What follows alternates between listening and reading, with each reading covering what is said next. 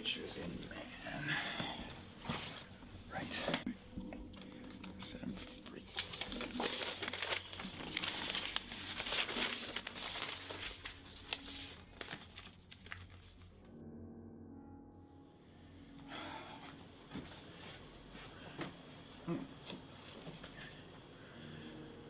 Good evening, ladies and gentlemen.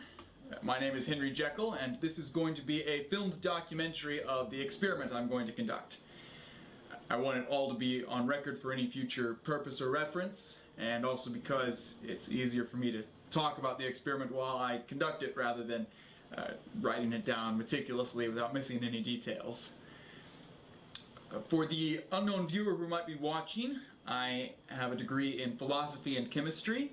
I'm a recent graduate of Infield University. I'm currently unemployed, but that gives me a lot of time to conduct my theories and experiments.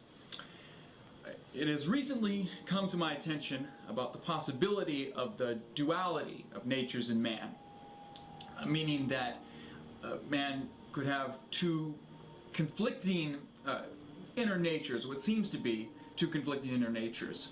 One, the just and upright, who is morally sound and superior, and the other is bent and shriveled and everything wicked.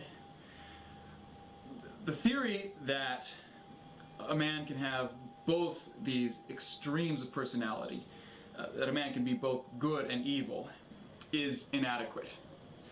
There must be another factor, another thing interwoven into our beings, something that allows so many feelings and beliefs to coexist.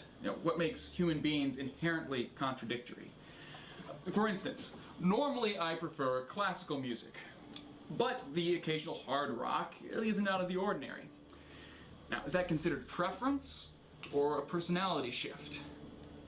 Another example, it's not taken from real life, sorry, but from a book I've been reading. Literature is a window into the lives of society, and it really captures the beliefs and lifestyles and societal norms of an era. So by using this example, I can further explore my ideas without offending anybody in the modern example pool.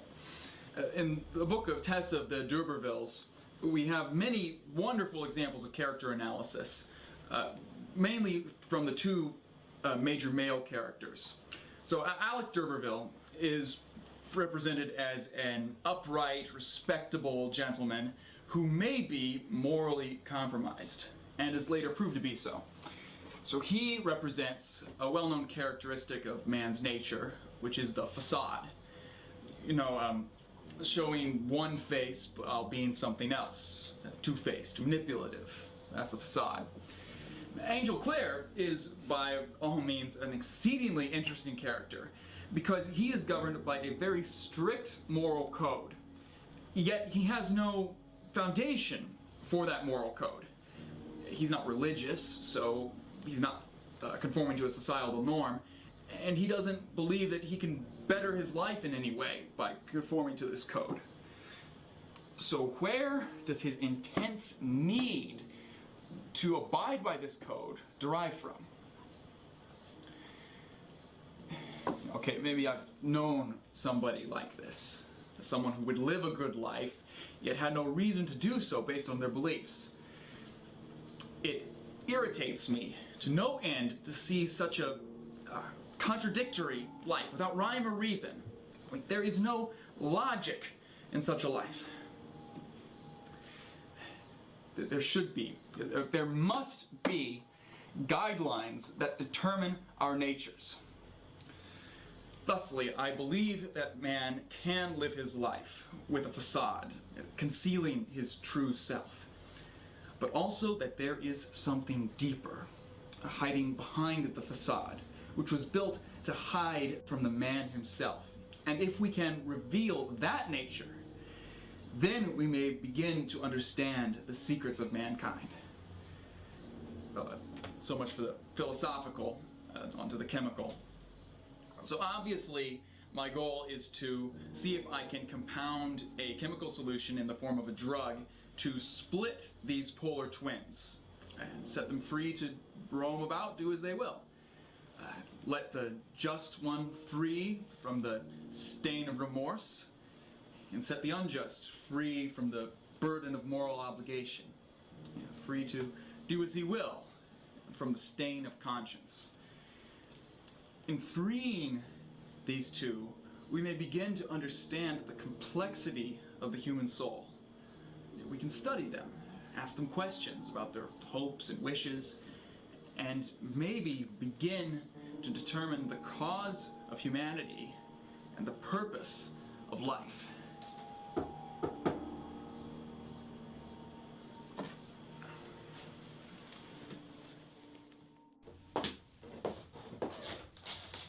Hey Henry, how's it going? Hey Gabby Jean. It's going pretty well. There's not much going on here, really. What are you up to? Nothing much. I heard that already.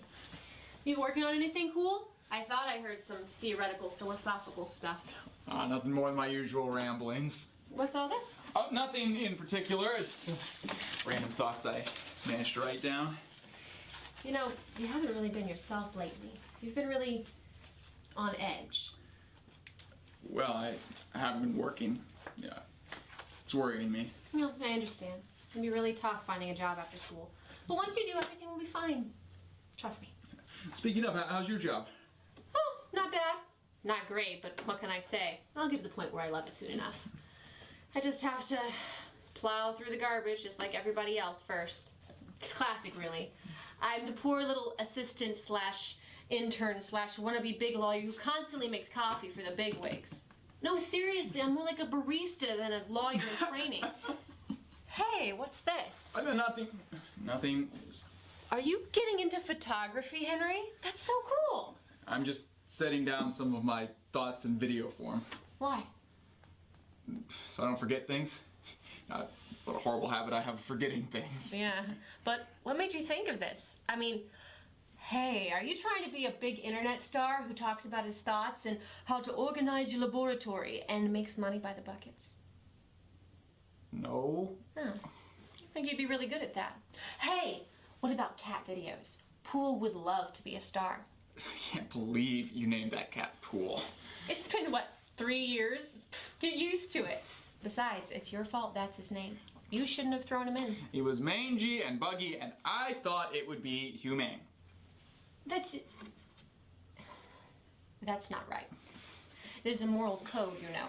Don't throw cats in pools. Okay. Okay. Anyway, what are you trying to remember if you're not going to be making a bunch of money smiling into the camera or making cat videos? Nothing important. You sure? I'm really interested to hear what you've been working on recently. Sleeping pills. Well, something like that. You see, it's this pill, you take it, and it knocks you out cold. Right? And it stimulates your brain, and you get a full night's sleep in only 20 minutes. That sounds a little bit dangerous. Yeah, but it's very effective, though. Well, I can see its allure. I mean, think of all you could get done in those extra hours. But what? Well, what about dreams? What about them? Well, can you dream while you're using it to sleep? I don't know. It's still in the hypothetical stages. I better get going. I got a lot of stuff to get done. Yeah. Well, I'll be seeing you around. Okay, see you later, Henry.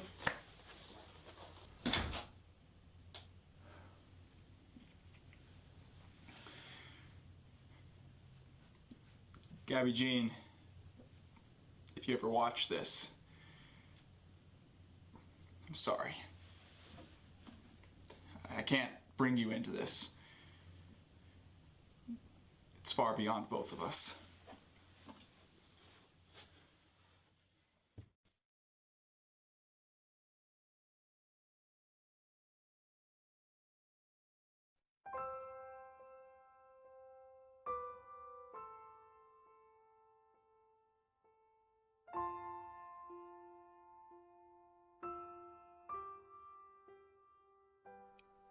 Henry, do you remember when we were so very little and all the world seemed so big to us? So much to be learned, so much to be discovered. The world seems so small to me now. but I know that you still think like the little boy I knew. One that still believes that there are things that he can discover. I don't know if there is. I don't know if you can.